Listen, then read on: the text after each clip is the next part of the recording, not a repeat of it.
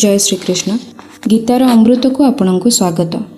केवे भाविचंती कि युद्ध आरंभ हेबा पूर्वरु दुर्योधन काहेकि पांडव पक्षर किछि विशेष योद्धांक नाम पुनः पुनः कहूथिले?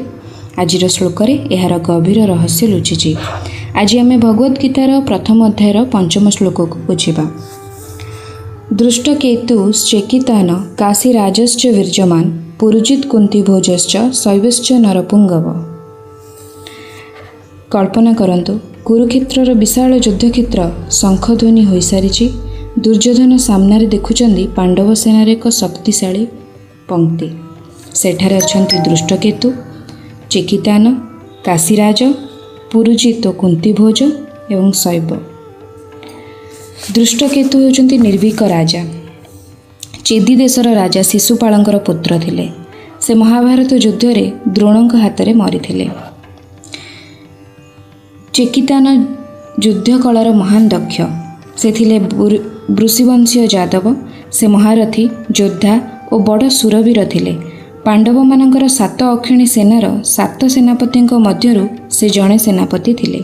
से महाभारत युद्ध रे दुर्योधन हाथ में मरीथिले। काशीराज, जार वीरता समग्र भारत में प्रसिद्ध। काशीर राजा थिले। से बड़ वीर महारथी थिले। तांकर ठीक नाम कौन जना पड़े नहीं। काशीराजंक नाम सेनाबिंदु और क्रोधहंता बोली कहुଯାଇଛି। कर्ण पर्व 6 अध्याय जोठारे काशीराजंक मरीजिबार वर्णना अछि सेठारे तांकर नाम अभिभू बोली कहुଯାଇଛି। पुरुजित और कुंती भोज दुहे कुंतींकर भाई थिले और युधिष्ठिर आदिंकर मामू थिले। ए दुहे महाभारत युद्ध रे द्रोणाचार्यंक हाथ में मरीथिले। शैव्य से थिले धर्मराज युधिष्ठिरंक ससुर। तांकर कन्या देविकांक सहित युधिष्ठिरंकर विवाह होइथिला। से मनुष्य मानक मध्यरे श्रेष्ठ, अत्यंत बलवान और वीर योद्धा थिले। तेणु तांकु नरपुंगव कहुଯାଇଛି। दुर्योधन केवल नाम गणना करू नथिले। से द्रोणाचार्य को देखाउथिले जे पांडव मानक पछरे एक विशाल और एकत्रित शक्ति रहिछि। एही श्लोक रे गभीर संदेश हेउछि दुर्योधनक मनरे भय थिला। से बुझी जाइथिले जे धर्मर पक्षरे अनेक शक्तिशाली लोक एकत्रित होइछन्ति। जेतेबेले कौनसी व्यक्ति अन्यायर पथरे थाए से बाहर शक्तिशाली देखा जाई पारे किंतु भितरु असुरक्षित अनुभव करे। एही श्लोक हमको 3टी महान शिक्षा दी थाए। प्रथम, धर्म भल लोक मानक एकत्र करे।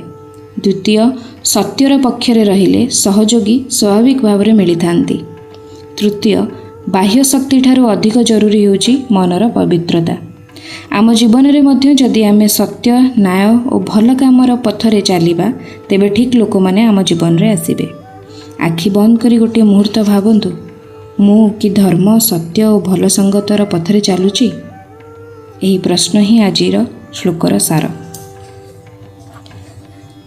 जदि आपन को ये वीडियोटी भल लगी थे, आज आलोचना आपन को भल लगी थे, तेबे वीडियोटी को लाइक करंतु, शेयर करंतु एवं गीतार अमृत चैनल को सब्सक्राइब करंतु।